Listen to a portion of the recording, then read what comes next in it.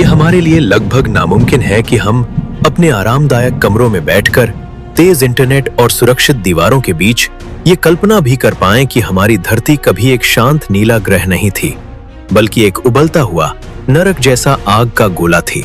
फिर ये एक जमी हुई बर्फ से ढकी बंजर दुनिया बनी, और फिर एक ऐसी जगह जहां राक्षसों जैसे जीव राज करते थे। हम नक्शा देखते हैं और हमें स्थिर महाद्वीप दिखते हैं, लेकिन सच्चाई इससे कहीं ज्यादा अजीब और रोमांचक है। ये महाद्वीप असल में ठोस नहीं, बल्कि विशाल टेक्टोनिक प्लेट्स हैं जो पृथ्वी के अंदर बहते हुए पिघले मैग्मा के ऊपर तैर रही हैं। ये प्लेट्स हर साल कुछ सेंटीमीटर खिसकती हैं, लगभग उतनी ही तेजी से जितनी तेजी से आपके नाखून बढ़ते हैं। लेकिन लाखों और करोड़ों सालों में यही धीमी गति महाद्वीपों को तोड़ती है, जोड़ती है और पूरी दुनिया का नक्शा बदल देती है। आप खुद को एक पुराने जमाने के योद्धा, एक वाइकिंग या एक सम्राट के रूप में सोच सकते हैं, लेकिन उस समय के बारे में क्या, जब इस ग्रह पर न पेड़ थे, न घास, न हवा में सांस लेने लायक ऑक्सीजन और न ही कोई इंसान। अगर हमें सच में समझना है कि हम कौन हैं, तो हमें पीछे जाना होगा, 4.6 अरब साल पीछे।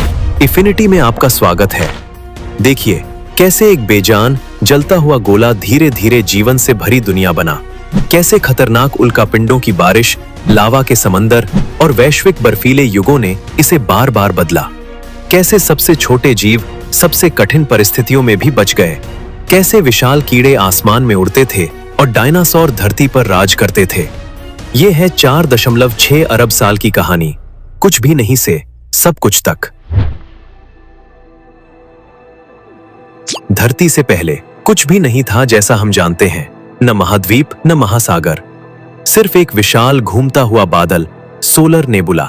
ये गैस और धूल का एक विशाल बादल था जिसमें ज्यादातर हाइड्रोजन और हीलियम थे, वही तत्व जो बिग बैंग के बाद बने थे। लेकिन इसमें कुछ खास भी था, भारी तत्व जैसे आयरन, कार्बन और ऑक्सीजन, जो पुराने तारों के विस्फोट सुपरनोवा से आए थे। यानी हमारी धरती का हर परमाणु किसी न किसी मरे हुए तारे का अवशेष है।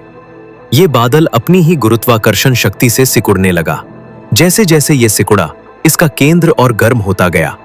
दबाव इतना बढ़ गया कि हाइड्रोजन के परमाणु आपस में जुड़ने लगे, न्यूक्लियर फ्यूजन शुरू हुआ, और उसी पल एक तारा जन्मा, हमारा सूरज। ये घटना लगभग 4.6 अरब साल पहले हुई थी। सूरज के बनने के बाद उसके चारों ओर बची हुई धूल और गैस की एक चपटी डिस्क घूमने लगी। इसे प्रोटोप्लैनेटरी डिस्क कहते हैं। यही वह कॉस्मिक कंस्ट्रक्शन साइट थी जहां ग्रह बनने वाले थे। शुरुआत में छोटे छोटे धूल के कण आपस में टकराकर चिपकने लगे, इलेक्ट्रोस्टैटिक फोर्स के कारण। ये कण मिलकर छोटे कंकड़ बने, फिर कंकड़ टकराकर बड़े पत्थर बने, और फिर गुरुत्वाकर्षण ने खेल संभाल लिया। ये बड़े पिंड आपस में टकराकर और भी बड़े होते गए। इन्हें प्लैनेटेसिमल कहा जाता है। कुछ तो शहर जितने बड़े थे। उनकी गुरुत्वाकर्षण ताकत इतनी थी कि वे अपने रास्ते की हर चीज को खींच लेते थे। धीरे धीरे अरबों टक्करों और विलयों के बाद एक नया ग्रह आकार लेने लगा। लगभग 4.54 अरब साल पहले धरती का जन्म हो चुका था, लेकिन ये आज जैसी नहीं थी। ये समय था हेडियन युग। धरती की सतह पूरी तरह पिघली हुई थी, एक विशाल उबलता हुआ मैग्मा का महासागर। कोई ठोस जमीन नहीं थी, कोई महासागर नहीं, कोई जीवन नहीं, सिर्फ लाल नारंगी चमकता हुआ पिघला पत्थर और चारों ओर जहरीली गैसें, कार्बन डाइऑक्साइड, सल्फर डाइऑक्साइड और भाप। तापमान 1500 डिग्री सेल्सियस या उससे भी ज्यादा था। अगर आप वहां खड़े हो सकते तो असंभव दबाव, जहरीली हवा और जलती हुई सतह आपको सेकंडों में खत्म कर देती। लेकिन इस अराजक दुनिया में भी एक घटना होने वाली थी जो हमारी कहानी को हमेशा के लिए बदल देगी। युवा धरती अकेली नहीं थी। एक और ग्रह, थिया, जो लगभग मंगल के आकार का था, उसी कक्षा में घूम रहा था। गुरुत्वाकर्षण के खेल में उसकी कक्षा अस्थिर हो गई और वह सीधा पृथ्वी की ओर बढ़ने लगा। फिर टक्कर हुई। ये टक्कर इतनी भयानक थी कि उसकी ऊर्जा का अंदाजा लगाना मुश्किल है। ये लाखों करोड़ों परमाणु बमों के एक साथ फटने के बराबर थी। थिया लगभग पूरी तरह टूट गया और पृथ्वी की बाहरी परत का एक बड़ा हिस्सा अंतरिक्ष में उछल गया। लेकिन कहानी यहीं खत्म नहीं हुई। वो मलबा गुरुत्वाकर्षण के कारण कुछ ही हजार वर्षों में इकट्ठा हुआ और बना चंद्रमा। आज वैज्ञानिक इस सिद्धांत को जायंट इंपैक्ट हाइपोथेसिस कहते हैं और चंद्रमा की चट्टानों की संरचना इस बात का मजबूत सबूत देती है कि वो पृथ्वी के ही हिस्से से बना है।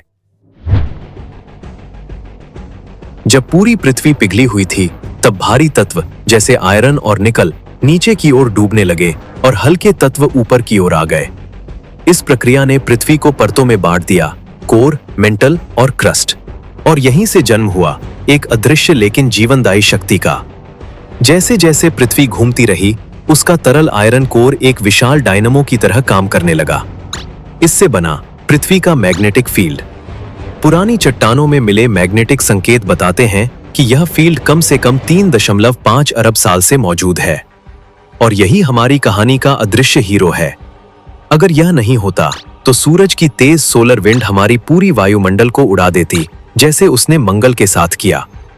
धरती भी एक सूखा बंजर ग्रह बन जाती।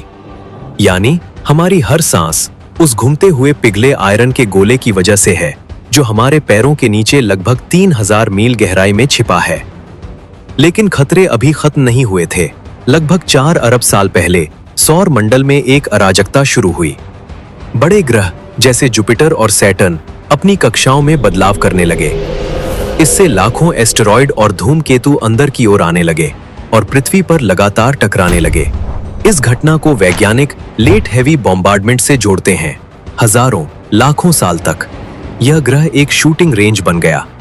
लेकिन इन टक्करों में सिर्फ विनाश नहीं था, इनमें छिपा था जीवन का बीज। धूमकेतु, जिन्हें अक्सर गंदे बर्फ के गोले कहा जाता है, पानी की बर्फ और कार्बनिक अणुओं से भरे होते हैं। कई वैज्ञानिक मानते हैं कि पृथ्वी का एक बड़ा हिस्सा पानी इन्हीं धूमकेतुओं और जल समृद्ध एस्टेरॉयड से आया। इनके साथ आए अमीनो एसिड और अन्य ऑर्गेनिक अणु जो जीवन के निर्माण के लिए जरूरी थे। जब पृथ्वी ठंडी होकर 100 डिग्री सेल्सियस से नीचे आई, तब आसमान में भरी जलवाष्प बारिश बनकर गिरने लगी। और यह कोई साधारण बारिश नहीं थी, यह हजारों साल तक लगातार चलने वाली बारिश थी। धीरे धीरे पृथ्वी पर पहले महासागर बने, लेकिन ये आज जैसे नीले नहीं थे। ये गहरे हरे, आयरन से भरे और रसायनों से भरे हुए थे। और इन्हीं अंधेरे गहरे समुद्रों में जीवन की पहली कहानी शुरू हुई। समुद्र के तल पर जहां सूरज की रोशनी नहीं पहुंचती, वहां मौजूद थे हाइड्रोथर्मल वेंट्स, गर्म खनिजों से भरे पानी के फव्वारे। यहां तापमान बहुत ज्यादा था, लेकिन ऊर्जा भी भरपूर थी। यहीं छोटे छोटे अणु आपस में जुड़ने लगे। मीथेन, अमोनिया और पानी जैसे साधारण अणु जटिल कार्बनिक अणुओं में बदलने लगे। जैसे मिलर यूरे एक्सपेरिमेंट ने दिखाया है कि ऐसी परिस्थितियों में अमीनो एसिड बन सकते हैं। धीरे धीरे प्रोटीन बने। फिर कुछ अणुओं ने खुद की नकल बनानी शुरू की। इसे आरएनए वर्ल्ड हाइपोथेसिस कहा जाता है। लगभग 3.8 से 4.1 अरब साल पहले जीवन का जन्म हुआ। पहले जीव बहुत छोटे थे, माइक्रोब्स। वे ऑक्सीजन के बिना जीते थे, क्योंकि उस समय ऑक्सीजन थी ही नहीं। वे केमिकल ऊर्जा पर निर्भर थे, आयरन, सल्फर और अन्य तत्वों पर। कुछ तो इतने मजबूत थे कि 100 डिग्री सेल्सियस से ज्यादा तापमान में भी जीवित रह सकते थे। आज हम उन्हें एक्सट्रीमोफाइल्स कहते हैं। जीवन बहुत छोटा था, धीमा था और लगभग अदृश्य था। पृथ्वी पर सिर्फ माइक्रोब्स का राज था। एक ऐसी दुनिया जहां कोई आवाज नहीं थी, कोई हरकत नहीं थी जिसे हम आंखों से देख सकें। लेकिन इस शांत, स्लाइम जैसी दुनिया के अंदर एक ऐसी क्रांति जन्म लेने वाली थी जो पूरे ग्रह का भविष्य बदल देगी। लगभग 2.4 अरब साल पहले कुछ साधारण से दिखने वाले माइक्रोब्स, जिन्हें हम साइनोबैक्टीरिया कहते हैं, ने एक ऐसी खोज की जो आज भी हमारे अस्तित्व की नींव है। उन्होंने सूरज की रोशनी को पकड़ना सीख लिया। इस प्रक्रिया को हम कहते हैं फोटोसिंथेसिस। लेकिन ये सिर्फ खाना बनाने की प्रक्रिया नहीं थी, ये पृथ्वी के इतिहास की सबसे खतरनाक और सबसे महत्वपूर्ण घटनाओं में से एक थी। साइनोबैक्टीरिया पानी और कार्बन डाइऑक्साइड का उपयोग करके ग्लूकोज बनाते थे और एक बेकार गैस बाहर छोड़ते थे, ऑक्सीजन। आज हम उसी ऑक्सीजन पर जीते हैं, लेकिन उस समय के जीवों के लिए ये जहर थी। शुरुआत में ये ऑक्सीजन समुद्र में ही घुल जाती थी, और वहां मौजूद आयरन के साथ प्रतिक्रिया करके उसे जंग लगा देती थी। इसी वजह से हमें आज बैंडेड आयरन फॉर्मेशन मिलते हैं, लाल और काली परतों वाली चट्टानें, जो ऑक्सीजन के शुरुआती इतिहास का जीवित सबूत है।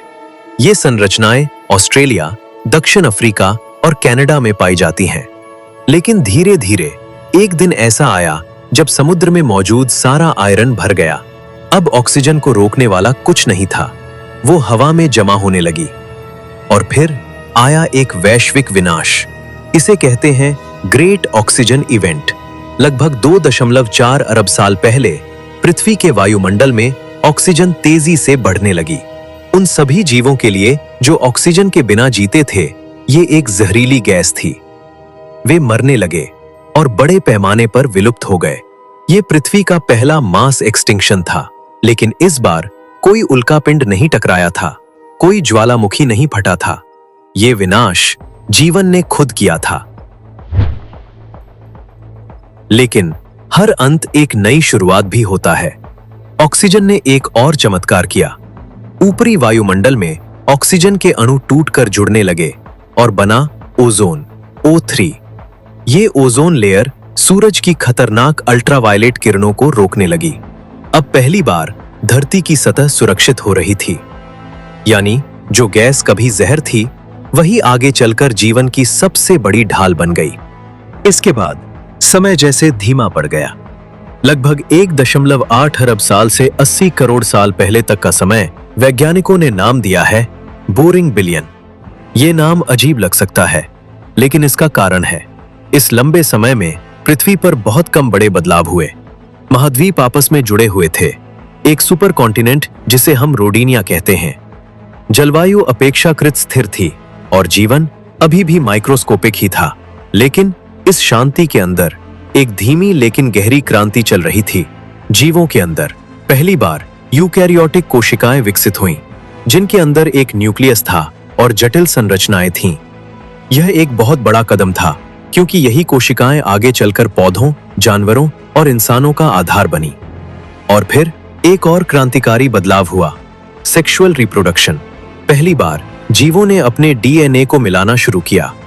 इससे जीन में विविधता आई और विकास, इवोल्यूशन की गति तेज हो गई। यानी जीवन अब सिर्फ जीवित नहीं था, वो प्रयोग कर रहा था। फिर कुछ ऐसा हुआ जिसने पूरी पृथ्वी को एक बार फिर मौत के करीब पहुंचा दिया। लगभग 70 करोड़ साल पहले पृथ्वी का मौसम अचानक बहुत ठंडा होने लगा। कार्बन डाइऑक्साइड की मात्रा कम हो गई, जो कि एक ग्रीन हाउस गैस है। इसके कारण तापमान गिरता गया और बर्फ फैलने लगी, पहले ध्रुवों पर, फिर महाद्वीपों पर और फिर पूरे ग्रह पर। यह घटना इतनी चरम थी कि वैज्ञानिक इसे कहते हैं स्नोबॉल अर्थ। कल्पना कीजिए, पूरी पृथ्वी महासागर सहित मोटी बर्फ की परत से ढकी हुई। ऐसा लग रहा था कि अब जीवन खत्म हो जाएगा, लेकिन जीवन फिर भी बच गया। समुद्र की गहराई में बर्फ के नीचे ज्वालामुखी अब भी सक्रिय थे। वे लगातार कार्बन डाइऑक्साइड छोड़ रहे थे। गैस धीरे धीरे वायुमंडल में जमा होती गई। लाखों साल बाद CO2 इतना बढ़ गया कि उसने एक शक्तिशाली ग्रीन हाउस इफेक्ट पैदा किया। और फिर एक दिन धरती पिघलने लगी। यह पिघलना धीरे धीरे नहीं हुआ, यह एक क्लाइमेट एक्सप्लोजन था। बर्फ तेजी से पिघली और समुद्र में भारी मात्रा में खनिज और पोषक तत्व बहकर आए। यह जीवन के लिए एक फर्टिलाइजर जैसा था। और फिर धरती पर हुआ जीवन का सबसे बड़ा विस्फोट। लगभग 54 करोड़ साल पहले आया कैम्ब्रियन एक्सप्लोजन। सिर्फ लगभग 2 करोड़ साल के अंदर, जो कि भूगर्भीय समय में एक झपकी के बराबर है, जीवन ने ऐसी छलांग लगाई जो पहले कभी नहीं देखी गई थी। पहली बार जटिल बहुकोशिकीय जीव तेजी से विकसित हुए। पहली बार आंखें बनी। पहली बार दिमाग विकसित हुआ। पहली बार दांत, खोल और कंकाल बने। और सबसे महत्वपूर्ण, पहली बार शिकारी और शिकार का खेल शुरू हुआ। यह इवोल्यूशनरी आर्म्स रेस थी। अगर कोई जीव तेज हुआ तो दूसरा उससे भी तेज बना। अगर किसी ने सुरक्षा के लिए खोल बनाया तो किसी और ने उसे तोड़ने के लिए दांत विकसित किए। इस समय के समुद्र एक जीवित युद्ध क्षेत्र बन गए। यहां तैरता था एनोमलोकारिस, लगभग 1 मीटर लंबा, उस समय का शीर्ष शिकारी। उसकी आंखें जटिल थीं और उसके आगे के पंजे शिकार पकड़ने के लिए बने थे। और यह सब सिर्फ शुरुआत थी। अब जीवन सिर्फ जीवित नहीं था, वो दौड़ रहा था, वो लड़ रहा था, वो बदल रहा था, और सबसे महत्वपूर्ण, वह समुद्र की सीमाओं को पार करने वाला था। जीवन रुकने वाला नहीं था। समुद्र अब सिर्फ शुरुआत थे। विकास की अगली चुनौती थी जमीन। लेकिन जमीन पर आना आसान नहीं था। वहां न पानी था, न सुरक्षा, न ही सूरज की खतरनाक अल्ट्रा वायलेट किरणों से बचाव। लेकिन याद कीजिए, ओजोन लेयर अब बन चुकी थी। उसने आसमान में एक अदृश्य ढाल तैयार कर दी थी, और इसी ढाल की वजह से जीवन ने पहली बार समुद्र की सीमाएं तोड़ी। लगभग 47 करोड़ साल पहले सबसे पहले काई जैसे छोटे पौधे, ब्रायोफाइट्स, तटों पर उभरे। वे छोटे थे, नाजुक थे और अभी भी पानी पर निर्भर थे। लेकिन उन्होंने एक ऐतिहासिक काम किया। उन्होंने धरती की बंजर चट्टानों को धीरे धीरे मिट्टी में बदलना शुरू किया। फिर आए वस्कुलर पौधे, जिनके अंदर पानी और पोषक तत्व ले जाने की नलिकाएं थीं। इससे वे ऊंचे होने लगे। समय के साथ फर्न, हॉर्सटेल और आखिरकार पेड़ विकसित हुए। धरती, जो कभी एक सूनी पथरीली दुनिया थी, अब हरी होने लगी। लेकिन असली चमत्कार अभी बाकी था। लगभग 30 करोड़ साल पहले आया कार्बोनिफेरस काल, धरती का एक ऐसा समय जो आज हमें अविश्वसनीय लगता है। पूरी दुनिया विशाल, घने दलदली जंगलों से ढक गई थी। ये जंगल आज के जंगलों जैसे नहीं थे। यहाँ उगते थे लेपिडोडेंड्रोन जैसे पेड़ जो 100 फीट तक ऊंचे हो सकते थे। आज भी इन पेड़ों के जीवाश्म हमें कोयले की खानों में मिलते हैं, जैसे किसी पुराने युग के पत्थर बने खंभे। लेकिन सबसे हैरान करने वाली बात यह थी, इन जंगलों में मृत्यु का कोई सिस्टम नहीं था। जब ये पेड़ मरते थे तो उन्हें सड़ाने वाला कोई जीव मौजूद नहीं था। खासकर लिग्निन को तोड़ने वाले फंगस अभी विकसित नहीं हुए थे। इसका मतलब पेड़ गिरते थे और सड़ते नहीं थे, वे बस जमा होते जाते थे, एक के ऊपर एक, परत दर परत। लाखों सालों तक दबाव और गर्मी ने इन पेड़ों को बदल दिया कोयले में। आज हम जो कोयला जलाते हैं वो असल में उन प्राचीन जंगलों का संपीड़ित इतिहास है। लेकिन इन जंगलों ने सिर्फ कोयला ही नहीं बनाया, उन्होंने हवा को भी बदल दिया। इतने विशाल पैमाने पर फोटोसिंथेसिस होने की वजह से वायुमंडल में ऑक्सीजन का स्तर बढ़कर लगभग 30% या उससे भी ज्यादा हो गया। आज ये लगभग 21% है। और जब ऑक्सीजन बढ़ती है तो जीवन के आकार की सीमाएं भी बदल जाती हैं। खासकर कीड़ों के लिए। कीड़े अपने शरीर में ऑक्सीजन को डिफ्यूजन से लेते हैं, यानी हवा सीधे उनके शरीर में प्रवेश करती है। जब हवा में ऑक्सीजन ज्यादा होती है तो वे बड़े आकार में भी जीवित रह सकते हैं। और यही हुआ। धरती पर आए राक्षसी कीड़े। आसमान में उड़ती थीं मेगानेउरा, एक ड्रैगन फ्लाई जैसी विशाल कीट जिसके पंखों का फैलाव लगभग 2.5 फीट तक था, लगभग एक बांस जितना। जमीन पर रेंगता था आर्थ्रोप्ल्यूरा, एक विशाल मिलीपीड जिसकी लंबाई 8 से 9 फीट तक हो सकती थी, एक छोटी कार जितना। और कुछ प्राचीन बिच्छू लगभग 3 फीट तक बड़े हो सकते थे। अगर आप उस समय होते तो एक साधारण कीड़ा भी आपके लिए एक डरावना शिकारी बन सकता था। यह सच में राक्षसों का युग था। लेकिन प्रकृति कभी स्थिर नहीं रहती और इस स्वर्ण युग का अंत बेहद भयानक था। लगभग 25 करोड़ साल पहले पृथ्वी ने अपने इतिहास का सबसे बड़ा विनाश देखा। इसे कहते हैं पर्मियन मास एक्सटिंक्शन या ग्रेट डाइंग। इस बार कोई एस्टेरॉयड नहीं था। खतरा खुद पृथ्वी के अंदर से आया। आज के साइबेरिया क्षेत्र में धरती की परत फट गई और फिर लाखों साल तक लगातार ज्वालामुखी फटते रहे। इसे हम कहते हैं साइबेरियन ट्रैप्स। लावा ने एक इतना बड़ा क्षेत्र ढक लिया जो लगभग पूरे अमेरिका जितना था। लेकिन असली खतरा लावा नहीं था, बल्कि गैसें थीं। ज्वालामुखियों ने भारी मात्रा में कार्बन डाइऑक्साइड और मीथेन छोड़ा। इससे पृथ्वी का तापमान तेजी से बढ़ गया। एक रनअवे ग्रीन हाउस इफेक्ट शुरू हुआ। समुद्र गर्म हो गए और उनमें ऑक्सीजन की कमी हो गई, जिसे ओशन इनोक्सिया कहते हैं।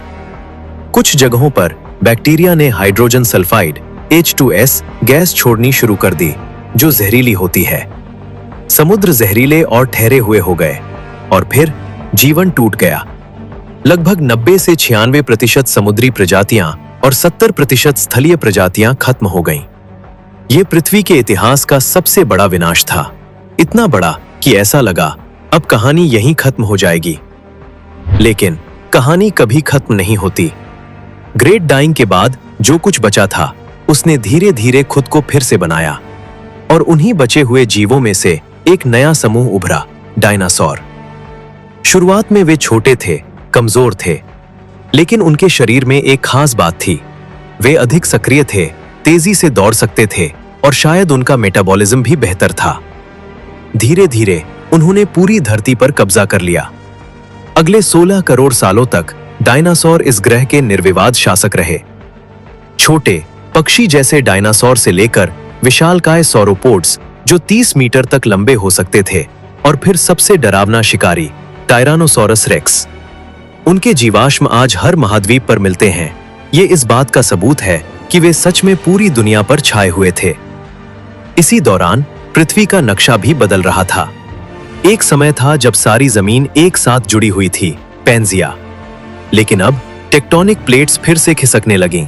पैंजिया टूटने लगा और धीरे धीरे महाद्वीप अलग होने लगे। और फिर एक दिन सब कुछ बदल गया।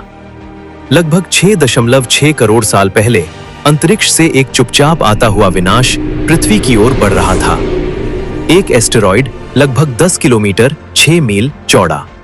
वह इतनी तेजी से आया कि जब वह आज के मेक्सिको के युकाटन प्रायद्वीप से टकराया तो ऊर्जा इतनी निकली कि अरबों परमाणु बमों के बराबर विस्फोट हुआ।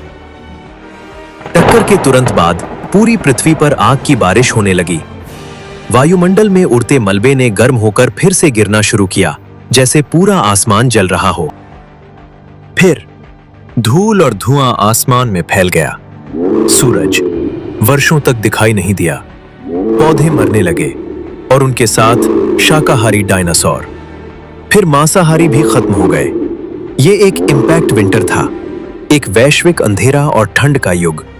और फिर डायनासोर का युग समाप्त हो गया। लेकिन हर विनाश के बाद जीवन एक नया रास्ता ढूंढ लेता है।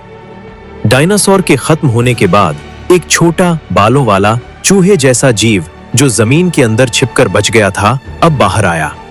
ये था स्तनधारियों का पूर्वज। अब उनके सामने कोई बड़ा शिकारी नहीं था और उन्होंने तेजी से विकास करना शुरू किया। कुछ विशालकाय बन गए, जैसे मेगाथेरियम, एक 20 फीट लंबा विशाल स्लॉथ। कुछ ने तेजी और ताकत हासिल की, जैसे सेबर टूथ टाइगर। और कुछ समुद्र में लौट गए, जैसे व्हेल, जिनके पूर्वज जमीन पर चलते थे। जीवन अब हर दिशा में फैल रहा था। लेकिन एक और बदलाव चुपचाप हो रहा था, अफ्रीका में। लगभग 70 लाख साल पहले जलवायु बदलने लगी।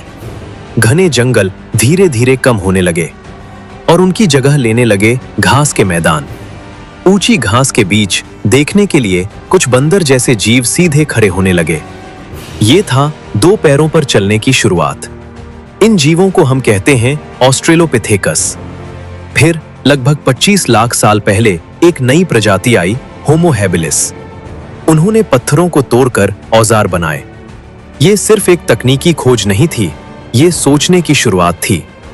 फिर लगभग 18 लाख साल पहले होमो इरेक्टस ने आग पर काबू पाया। आग जिसने उन्हें गर्म रखा, भोजन पकाने में मदद की और अंधेरे में रोशनी दी। ये इंसान की पहली महान खोज थी। और आखिरकार लगभग 3 लाख साल पहले हम आए, होमो सेपियंस। एक ऐसी प्रजाति जिसने आसमान की ओर देखा और सवाल पूछा, हम यहाँ कैसे पहुंचे? धरती कभी आग का गोला रही है, कभी पूरी तरह जमी हुई बर्फ की गेंद, कभी राक्षसी कीड़ों से भरा जंगल और कभी डायनासोर का साम्राज्य। इसने एस्टेरॉयड के टकराव झेले, सुपर वॉल्केनो का कहर सहा और बर्फीले युगों को पार किया। आज हम 8 अरब लोग हैं।